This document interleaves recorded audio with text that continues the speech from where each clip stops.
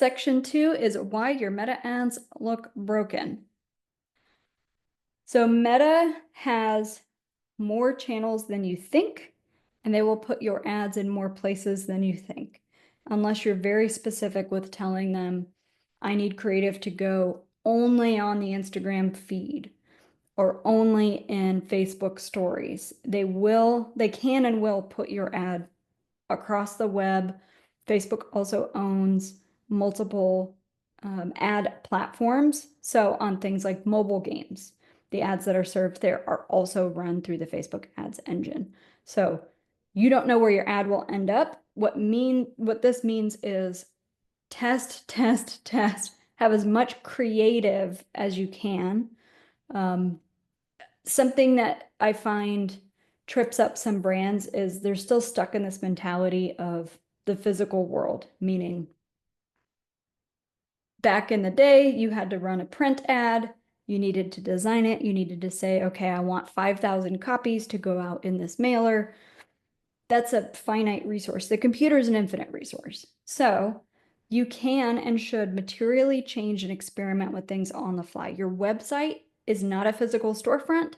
If you want to take a display shelf and move it over here, you can on a website very easily. It doesn't take any time or money versus a physical storefront. You have to actually move inventory and move items around.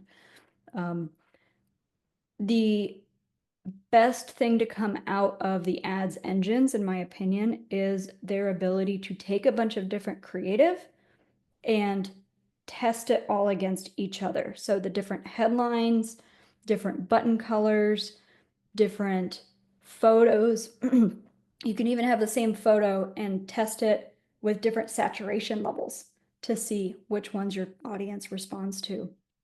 It is really important to not get so wrapped up and I have to make the perfect version of an ad.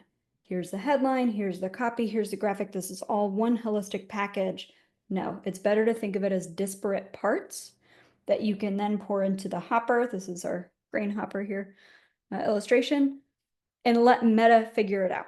Because what they can do is run 10,000 tests of all of your different headline variations, all of your different copy variations, your graphics, and see which ones are the winner. The other thing that you need to keep in mind is placement. Because there are so many different areas and places around the web where your ads will get served, make sure you do design graphics in all the different size variations that Meta gives you. Don't trust them to resize your image because it's going to look broken. Don't trust them to shorten your headline because they'll chop off a word in the middle of a word.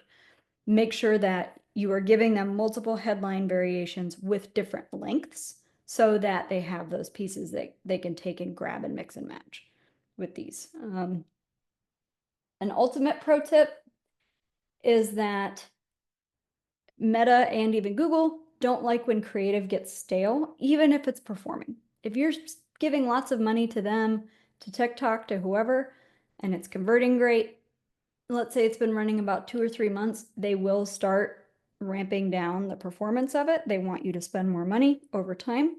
So just go and tweak something, move the button over a few pixels, again, change the saturation in the picture, swap out one word, and it will treat it as a new ad. Suddenly the performance will start increasing again. It's all about playing the game with Meta. It's not great, but that's what they do.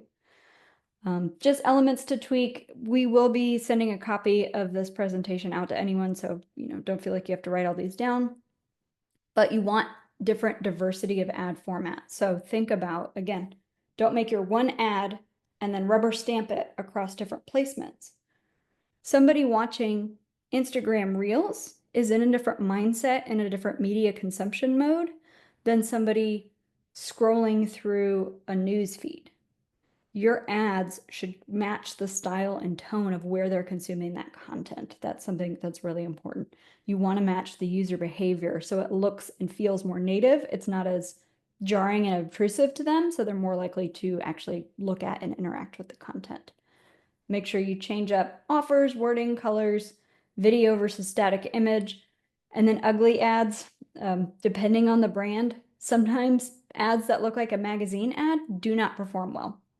If it looks like your mom took the photo with her 10-year-old phone, sometimes that's the thing that performs the best. So don't be afraid to make it a little ugly and keep it feeling authentic, because it could perform better than something you spent $10,000 on. Trust me, I've been there.